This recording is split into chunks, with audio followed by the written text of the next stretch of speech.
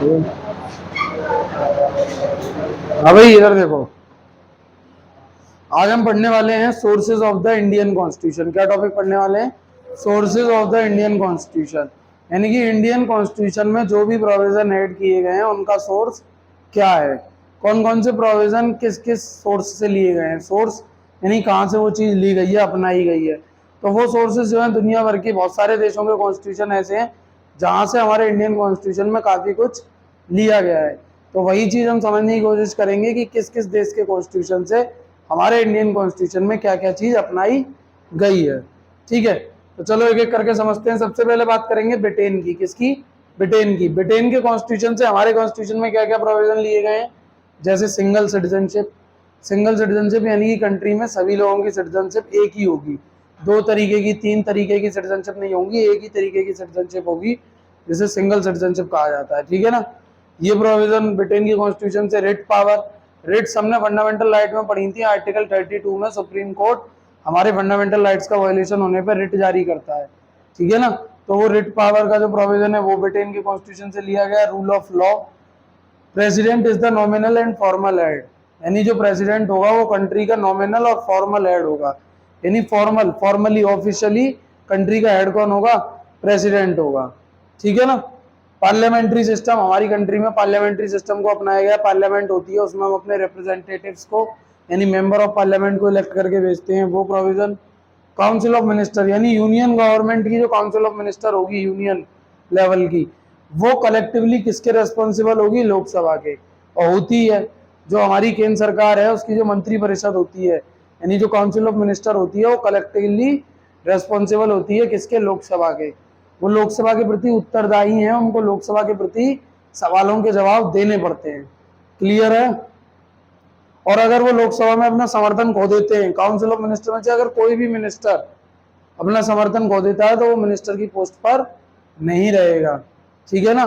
और ऐसी कंडीशन में ये बात और इंडिकेट हो जाती है, अगर किसी मिनिस्टर समर्थन खो देता है लोकसभा में, उसके पास सपोर्ट नहीं होता है, तो यानी कि सरकार के पास भी सपोर्ट नहीं है। क्लियर है। चलो, काउंसिल ऑफ मिनिस्टर लोकसभा के प्रति रेस्पॉन्सिबल होगी। ये प्रोविजन वहां से अपनाया गया है। Budget system. हमारी कंट्री में जो बजट लाया जाता है सेंट्रल गवर्नमेंट के द्वारा, उस बजट का क्या प्रोविजन है, क्या प्रोसेस है, कैसे लाया जाता है, ठीक है, पास होने का क्या प्रपोजल प्रोविजन है उसका, वो ब्रिटेन के कॉन्स्टिट्यूशन से। कैग यानी कंट्री में कैग होगा, कंट्रोलर एंड ऑडिटर जनरल होगा, जो देश में चलने वाली सरकारों के खर्चों पर नजर रखेगा। और दूसरा अटॉर्नी जनरल। ठीक है। अटॉर्नी जनरल पता क्या होता है? अटॉर्नी जनरल यानी कि एक तरीके का सरकारी वकील जो सरकार का पक्ष रखता है कोर्ट्स में। ठीक है। जो अटॉर्नी जनरल ऑफ इंडिया होता है वो गवर्नमेंट ऑफ इंडिया का ऑफिशियल वकील होता है। कोई भी मैटर होता है जिसमें गवर्नमेंट ऑफ इंडिया को सुप्रीम कोर्ट या हाई कोर्ट में अपना पक्ष रखना होता है, ठीक है ना, अपनी बात रखनी होती है, कहीं भी जहां भी गवर्नमेंट ऑफ इंडिया इन्वॉल्व होगी, जिस भी मैटर में, जिस भी केस में, और उसे कोर्ट में अपना पक्ष रखना होगा, तो वो अपना कोर्ट में पक्ष किसके माध्यम से रखती है? Attorney general. ठीक है। क्लियर है। ये वो प्रोविजंस हैं। और फिर लास्ट है FPTP, first pass the post system. ये वो सिस्टम है जिसके माध्यम से हमारे देश में चुनाव होते हैं। क्या होता है ये सिस्टम? इसको समझो ऐसे कि हमारे देश में चुनाव होता है, चार लोग खड़े हुए किसी भी चुनाव में, ए बी सी और डी।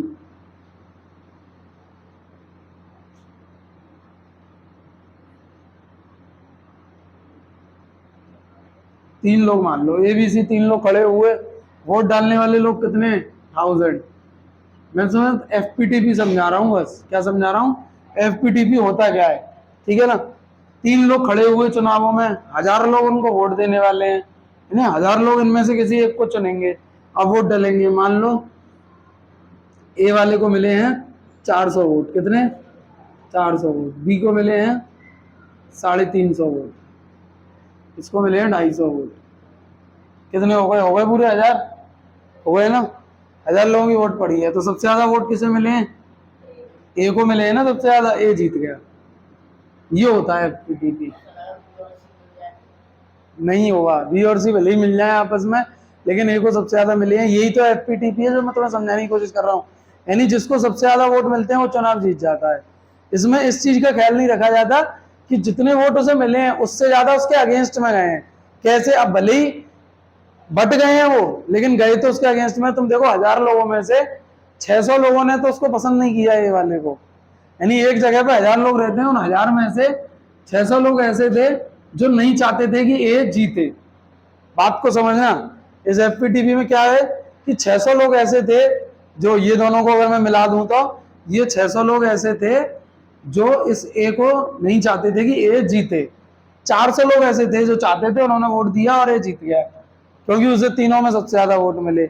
लेकिन ये इस सच्चाई को छुपा देता है कि 600 लोग ऐसे भी थे जो ये चाहते थे कि ए चुनाव नहीं जीते, वो ए को जिताना नहीं चाहते थे। 600 लोग ऐसे थे। तो यहाँ पे तुम ये देख सकते हो कि मेजोरिटी तो उसके साथ नहीं थी।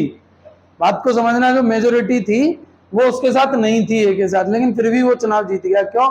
क्योंकि अगर हम तीनों में इंडिविजुअल देखें तो तीनों में सबसे ज्यादा उसे मिले हैं। यही होता है FPTP, first pass the post system. जो सबसे पहले आगे निकल गया, यानी जो सबसे आगे है, वो चुनाव जीतता है। क्लियर है? यहाँ पे ऐसा नहीं होता कि अब ये वोटिंग हुई और अगर ये दोनों मिल गए तो ये जीत जाएंगे, ये दोनों मिलके क्या कहते हैं रिप्रेजेंटेशन करेंगे, आधा आधा टाइम बढ़ जाएगा इनका। ऐसा नहीं होता। क्लियर है? नहीं होता ना। हमने ये अपनाया है, दो तरीके के सिस्टम अपनाए गए हैं, एफपीटीपी अपनाया और एक पीआर अपनाया है, प्रोपोर्शनल रिप्रेजेंटेशन। उसका इस्तेमाल प्रेसिडेंट के इलेक्शन में, वाइस प्रेसिडेंट के इलेक्शन में, राज्यसभा के मेंबर के इलेक्शन में होता है, प्रोपोर्शनल रिप्रेजेंटेशन का। वहां पे इस सिस्टम से चुनाव नहीं होता।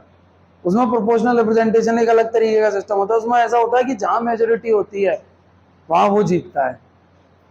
ठीक है ना? यहाँ मेजोरिटी होती भी है और नहीं भी होती है। इंडिविजुअली देखें तो एक के साथ है, ओवरऑल देखें तो नहीं। 600 लोगों ने तो उसे नकार दिया, वोट ही नहीं दिया 1000 में से, तो मेजोरिटी तो उसके खिलाफ थी, लेकिन फिर भी वो जीत गया। ये एफपीटीपी होता है, इसका ड्रॉबैक है एफपीटीपी का। क्लियर है?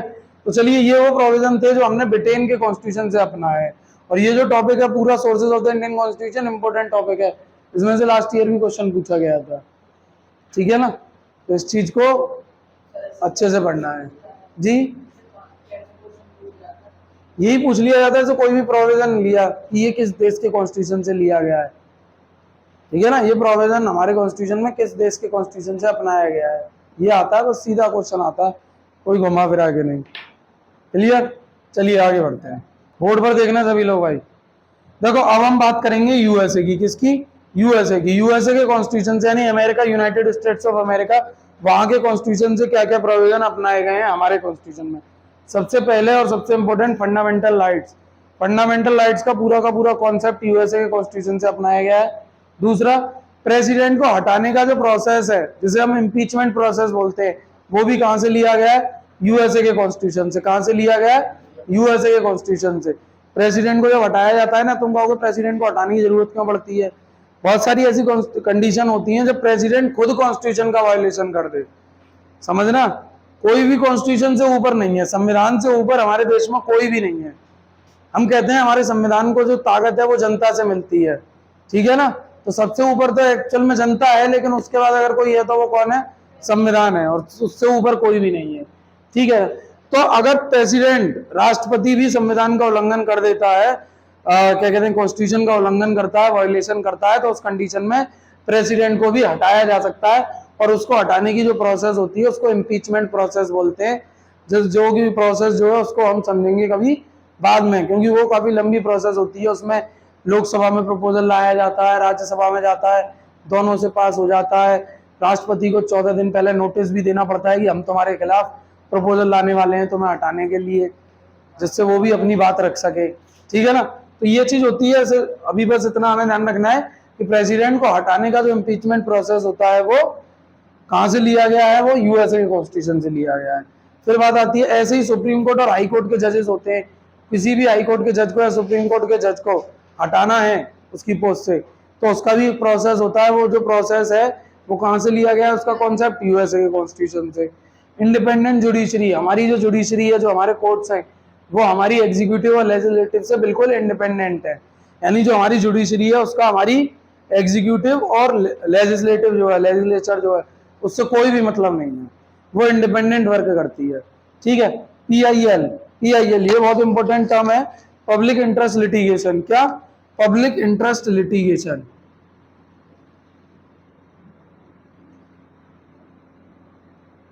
ये 1985 में इसकी शुरुआत हुई थी। ये क्या है इसको समझो, ये हमारे सुप्रीम कोर्ट से ही जुड़ा हुआ है। PIL पब्लिक इंटरेस्ट लिटिगेशन क्या होता है कि इसे हिंदी में बोलते हैं जनहित याचिका। क्या बोलते हैं? जनहित याचिका। जब हमने तुम्हें बताया कि हमारे क्या कहते हैं फंडामेंटल राइट्स का वायलेशन होने की कंडीशन में हम डायरेक्ट सुप्रीम कोर्ट जा सकते हैं, ये आर्टिकल 32 कहता है, और वायलेशन होता है तो सुप्रीम कोर्ट रेट जारी करेगा। इसी तरीके से सुप्रीम कोर्ट ने एक परंपरा, एक ट्रेडिशन और चालू किया PIL का। ये जो कॉन्सेप्ट था ये भी USA से लिया गया। इसमें क्या होता है कि आपकी कोई भी ऐसी समस्या है जो किसी इंडिविजुअल की नहीं, कुछ लोगों के समूह को जिससे समस्या हो रही है, यानी कोई भी ऐसी समस्या जिससे कुछ लोग परेशान हो रहे हैं, कुछ लोग परेशानी में हैं, उन पर टॉर्चर हो रहा है, उनको क्या कहते हैं परेशान किया जा रहा है, यानी किसी भी तरीके की परेशानी है, किसी एक इंडिविजुअल को नहीं, कुछ लोगों के ग्रुप को, ठीक है ना। इससे हम ऐसे समझ सकते हैं कि जनता को जिससे परेशानी हो रही हो, ऐसी कोई भी समस्या जिससे जनता को समस्या हो रही हो, ऐसी समस्या को लेकर हम डायरेक्ट सुप्रीम कोर्ट में अपील कर सकते हैं, जिसे बोला जाता है पब्लिक इंटरेस्ट लिटिगेशन, ठीक है ना। और ये किस तरीके से कर सकते हैं? हम डायरेक्ट अपने घर से एक लेटर लिख के सुप्रीम कोर्ट भिजवा सकते हैं और वो लेटर हमारी अपील के रूप में स्वीकार किया जाएगा सुप्रीम कोर्ट के द्वारा, और उस पर तत्काल सुनवाई होगी। अगर सुप्रीम कोर्ट को लगता है कि जो आपने लिख के भेजा है वो सुनने लायक है, उस पर वो बात करने लायक मैटर है, उसे सुना जाना चाहिए, तो उस पर तत्काल सुनवाई होगी, ठीक है ना। आप अपने घर से आज ही लेटर लिख सकते हो सुप्रीम कोर्ट के लिए कि हमारे यहाँ पर मोहल्ले में ये परेशानियां हैं जिससे आम जन को बड़ी समस्याओं का सामना करना पड़ रहा है, और इससे हमारा जो मौलिक अधिकार है वो भी छीना जा रहा है। इस तरीके की बातें लिखकर, और लेटर ऑनलाइन लिखा जाएगा, ईमेल भी कर सकते हो, वैसे भी ऑफलाइन भी भेज सकते हो, ठीक है। पोस्ट ऑफिस से भेजेंगे ऑफलाइन, ठीक है। नहीं, उसमें तो तुरंत तत्काल सुनवाई करता है सुप्रीम कोर्ट, ठीक है ना। फिर वो बाद की प्रोसेस होती है जब उसमें सुनवाई लंबी चलती है, ठीक है ना। पब्लिक इंटरेस्ट लिटिगेशन का मतलब है कि जनता के कोई भी ऐसा मुद्दा जिस पर तत्काल सुनवाई की जरूरत हो तो सुप्रीम कोर्ट तत्काल सुनवाई करेगा, ठीक है ना। इसमें आप एक लेटर के माध्यम से भी अपील कर सकते हैं, लेटर लिख के सीधे सुप्रीम कोर्ट में, और सुप्रीम कोर्ट अगर वो सुनने लायक मुद्दा होगा तो उसे तुरंत स्वीकार करेगा और तत्काल सुनवाई करेगा उस पर, ठीक है। फिर आता है जुडिशियल रिव्यू। जुडिशियल रिव्यू मतलब संविधान में कोई भी सरकार बदलाव करती है, सरकार कोई भी कानून बनाती है, तो हमारी जुडिशरी जो है, हमारा सुप्रीम कोर्ट जो है, ऐसे कानूनों को, ऐसे किसी भी संवैधानिक बदलाव को जरूरत पड़ने पर जांच सकता है, देख सकता है कि क्या ये जो सरकार ने कानून बनाया है या सरकार ने जो संविधान में बदलाव किया है वो भी संवैधानिक प्रावधानों के अनुरूप है या नहीं, यानी कि कॉन्स्टिट्यूशनल प्रोविजंस के अकॉर्डिंग है या नहीं, कि कहीं जो गवर्नमेंट ने कानून बनाया है, लॉ बनाया है, या जो कॉन्स्टिट्यूशन में चेंज किया है वो भी अनकॉन्स्टिट्यूशनल है। अगर सुप्रीम कोर्ट को लगता है कि वो अनकॉन्स्टिट्यूशनल है तो सुप्रीम कोर्ट ऐसे किसी भी लॉ को, ऐसे किसी भी अमेंडमेंट को रद्द कर देता है, डिसॉल्व कर देता है, खत्म कर देता है, ठीक है ना। और अगर सही है तो वो चलता रहता है। इसी चीज को उसकी जो जांचने परखने की जो प्रावधान है, जो प्रोविजन है, कि वो देख सकता है सरकार के द्वारा बनाए गए किसी भी लॉ को कि वो कॉन्स्टिट्यूशनल है या नहीं, उसको बुलाता है जुडिशियल रिव्यू, ठीक है ना। फिर प्रीएम्बल की बात होती है, जो हमारे कॉन्स्टिट्यूशन की प्रस्तावना है वो, ठीक है। वाइस प्रेसिडेंट की पोस्ट और फाइनेंशियल इमरजेंसी, ये वो प्रोविजन है जिसको यूएसए के कॉन्स्टिट्यूशन से हमने अपने कॉन्स्टिट्यूशन में अपनाया है। क्लियर है इतनी बात सभी के? अब कुछ कहेंगे इमरजेंसी प्रोविजन तो किसी और कॉन्स्टिट्यूशन से लिए गए थे, हमने बात केवल फाइनेंशियल इमरजेंसी की करी है। फाइनेंशियल इमरजेंसी का जो प्रोविजन है वो केवल कहां से लिया गया है? यूएसए के कॉन्स्टिट्यूशन से। क्लियर है? चलिए अब बढ़ते हैं आगे। हाँ भाई देखिए, अब हम बात करेंगे कनाडा के कॉन्स्टिट्यूशन से हमने क्या प्रोविजन अपनाए हैं। हर स्टेट का एक गवर्नर होगा, ये प्रोविजन कनाडा के कॉन्स्टिट्यूशन से अपनाया गया। हमारी कंट्री में फेडरल सिस्टम है, यानी केवल एक सरकार तो है नहीं जो पूरे देश को चलाती है और कोई सरकार ही नहीं है, ऐसा तो नहीं है। हमारे देश में हर राज्य की, अलग अलग राज्यों की अपनी अपनी सरकारें होती हैं और एक सेंट्रल लेवल पर गवर्नमेंट होती है। ये जो लेवल ऑफ गवर्नमेंट होते हैं किसी भी कंट्री में, यानी कोई भी कंट्री जहां पर एक से ज्यादा सरकारें होती हैं, ऐसे सिस्टम को, ऐसी कंट्री में जो सिस्टम होता है उसको क्या कहा जाता है? Federal system. क्या कहा जाता है? फेडरल सिस्टम, ठीक है ना। फेडरल सिस्टम का मतलब ये है कि हमने पावर्स का डिस्ट्रीब्यूशन किया हुआ है। क्या किया हुआ है? पावर्स का डिस्ट्रीब्यूशन, यानी हमने पावर्स को डिवाइड किया हुआ अलग अलग लेवल्स ऑफ गवर्नमेंट में। जी अरे बस देखिए, फेडरल सिस्टम की बात कर रहे थे। फेडरल सिस्टम क्या होता है, किसी भी कंट्री के अंदर जब एक लेवल ऑफ गवर्नमेंट से ज्यादा लेवल ऑफ गवर्नमेंट होती है, यानी एक से ज्यादा लेवल ऑफ गवर्नमेंट होती है, पावर्स का डिस्ट्रीब्यूशन एक से ज्यादा सरकारों के बीच में होता है, ऐसे सिस्टम को फेडरल सिस्टम कहा जाता है। हमारी कंट्री में जो फेडरल सिस्टम अपनाया गया है वो कैसा है, पावर्स का डिस्ट्रीब्यूशन है अलग अलग लेवल्स ऑफ गवर्नमेंट के बीच में, लेकिन सेंट्रल गवर्नमेंट क्या है, सबसे ज्यादा स्ट्रांग है। क्या है, सबसे ज्यादा स्ट्रांग है। ठीक है ना, सेंट्रल गवर्नमेंट, यही हमने लिखा है federal system with strong central government. Federal system है, पावर्स का डिस्ट्रीब्यूशन है सरकारों के बीच में, लेकिन सेंट्रल गवर्नमेंट जो है वो स्ट्रांग है सबसे ज्यादा। क्लियर है। फिर आता है advisory power of supreme court. Supreme court के पास कुछ पावर्स हैं एडवाइजरी की, यानी कि सुप्रीम कोर्ट जो है वो सरकार को और प्रेसिडेंट को कुछ एडवाइस कर सकता है, कोई भी एडवाइस दे सकता है। और इसमें प्रेसिडेंट की भी पावर्स होती हैं कि वो भी सुप्रीम कोर्ट से जरूरत पड़ने पर एडवाइस ले सकता है, और सुप्रीम कोर्ट खुद से भी एडवाइस दे सकता है, ये उसकी पावर्स हैं। और प्रेसिडेंट के द्वारा, सॉरी गवर्नर के द्वारा प्रेसिडेंट के लिए किसी भी स्टेट बिल को रिजर्व किया जा सकता है। यानी कोई भी स्टेट गवर्नमेंट कोई लॉ बनाने के लिए कोई बिल लेकर आती है, लॉ वो तभी बनता है जब पास होके साइन हो जाते हैं उस पर प्रेसिडेंट या गवर्नर के। तो जैसे स्टेट बिल है तो गवर्नर के होंगे, तो स्टेट बिल लेकर आती है कोई भी स्टेट गवर्नमेंट, तो जो और दोनों हाउसेस से पास कर देती है, तो फिर वो गवर्नर के पास जाएगा साइन होने के लिए।